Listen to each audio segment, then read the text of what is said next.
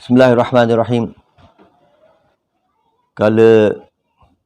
پاکستان کے وزیر اعظم محترم عمران خان صاحب سے کراچی گورنر ہاؤس میں علماء کے ایک وفد کی ملاقات ہوئی، جس میں مذہبی معاملات پر ان سے گفتگو ہوئی۔ بالخصوص میں نے ان کی خدمت میں عرض کیا کہ آپ اور ہم سن 2002 کی اسمبلی کے اندر 5 سال ایک ساتھ رہے، اور اس کی وجہ سے جو تعلقات ہمارے اور آپ کے درمیان قائم ہوئے، اس کی بنیاد پر سن 2018 کے الیکشن کے اندر ہم چاہتے تھے کہ جمعیت علماء پاکستان، جس سے آپ کو بڑا قرب رہا ہے، جس سے کہ علامہ شاہ احمد درانی رحمۃ اللہ علیہ اور مولانا عبدالستار خان نیازی رحمۃ اللہ علیہ جو اس کے قائدین میں تھے، ان سے آپ کی بڑی محبت تھی۔ ہم چاہتے تھے کہ ہم مل کر الیکشن لڑیں، بلکہ صرف جمعیت علماء پاکستان نہیں، بلکہ ملی یکجہتی کونسل جو ہمارے قائدین نے بنائی تھی، جس میں تمام مسالک کی بڑی جماعتیں شامل ہیں، جو پاکستان میں فرقہ واریت کے خاتمے کی کوشش کر رہے ہیں اور تمام مسالک کے درمیان اتفاق و اتحاد کی فضا قائم کرنے کی کوشش کر رہے ہیں۔ اس اتحاد کے اندر سے بھی بعض جماعتیں چاہ رہی تھیں کہ ہم مل کر الیکشن لڑیں، لیکن میرے خیال میں نے ان سے کہا کہ شاید ایسا محسوس ہوتا تھا کہ آپ کے بعض لوگ نہیں چاہتے تھے کہ آپ کا باہر کی دنیا میں امیج خراب ہو، کتنے سارے مولوی آپ کے ساتھ ہیں، تو انہوں نے یہ کوشش ہماری کامیاب نہیں ہونے دی، اور انہوں نے کہا نہیں، میرا ویژن تو لوگوں کو پتہ ہے کہ کیا ہے، اور یورپ والے اچھی طرح جانتے ہیں۔ میں نے کہا اس میں تو کوئی شک نہیں کہ آپ جب بھی تقریر کرتے تھے تو ایاک نعبد و ایاک نستعین سے اپنی تقریر کا آغاز کرتے تھے، اور آپ جب بھی آئے تو آپ نے آتے ہی سب سے پہلا نعرہ یہ لگایا کہ میں ریاست مدینہ قائم کروں گا اور اس کا نظام نافذ کروں گا۔ لیکن میں نے ایک افسوس یہ ہے کہ اب آج جو آپ کے ساتھی ہیں بعض، وہ اس چہرے کو مس کر رہے ہیں اور اس قسم کے قوانین نافذ کر رہے ہیں جو سراسر ریاست مدینہ کے خلاف ہے۔ مثلاً اوقاف ایکٹ منظور ہو چکا ہے، جس میں تمام مسالک کے لوگوں کو سخت ترین اعتراض ہے کہ مساجد و مدارس پر اس کے ذریعے پابندی عائد کی جا رہی ہے۔ گھریلو تشدد کا بل ہے، وہ منظور ہو چکا ہے، اور اس پر سخت علماء کو اعتراضات ہیں کہ سراسر وہ اسلام کے خلاف ہے۔ اس پر انہوں نے تو تعجب کا اظہار کیا کہ یہ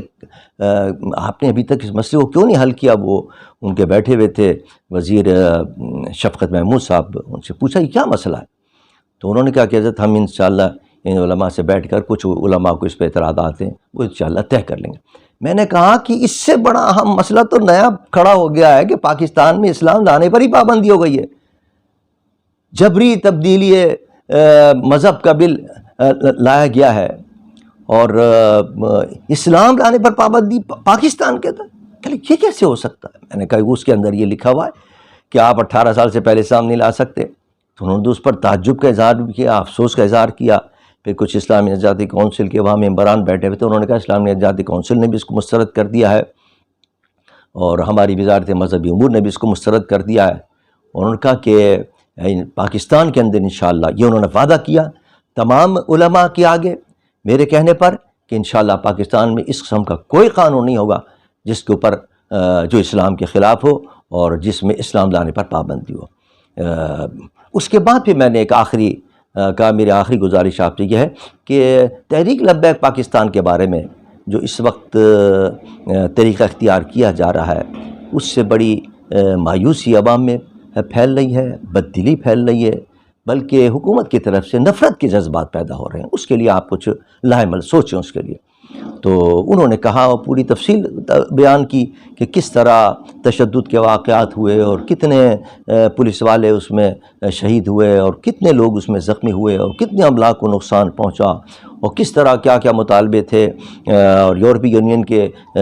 سے ہمارے کس طرح تعلقات ختم ہو سکتے تھے اگر ہم وہ مطالبات مانیں۔ پوری تفصیل انہوں نے بیان کی، اور انہوں نے یہ بھی کہا کہ اگر میں ان کے خلاف کوئی کارروائی نہیں کرتا ہوں تو پنجاب کی پولیس کی یہ دھمکی ہے کہ ہم کیا نام ہے بغاوت کر دیں گے، اس لیے کہ ہمارے لوگ شہید ہوئے اس کو۔ میں نے کہا یہ معاملات تو ہوتے رہتے ہیں، لیکن آپ اہل سنت والجماعت کے علماء اور اکابرین کو ایک وقت دیں کہ ہم آپ کے ساتھ میٹنگ کے حل، ہر چیز کا حل ہے انشاءاللہ، اس کا حل بھی نکلے گا انشاءاللہ، اور ہم اس کا حل آپ کو پیش کریں گے، بہت سے حل ہمارے نظر میں ہیں۔ تو بہرحال الحمدللہ یہ بہت اچھی میٹنگ رہی، اور سب سے بڑی خوشی کی بات یہ ہے کہ وزیر اعظم نے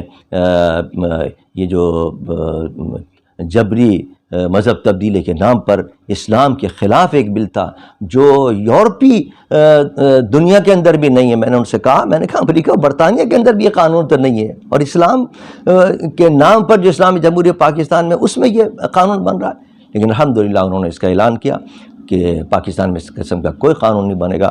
ہم ان کے بھی ہم نے ان کو خراج تحسین پیش کیا تمام علماء نے، اور ہم یقین رکھتے ہیں اور امید رکھتے ہیں کہ انشاءاللہ ان کے ہوتے ہوئے پاکستان کے اندر کوئی قانون نہیں بنے گا اسلام کے خلاف، بلکہ یہ 2-3 جو قانون ہیں جن کی میں نے نشاندہی کی ہے ان کے لیے انہوں نے ہدایت کر دی ہے اپنے وزیر شفقت محمود صاحب کو۔ مجھے امید ہے کہ انشاءاللہ وہ بھی اس مسئلے کو جلد حل کر لیں گے۔ وما علینا الا البلاغ المبین۔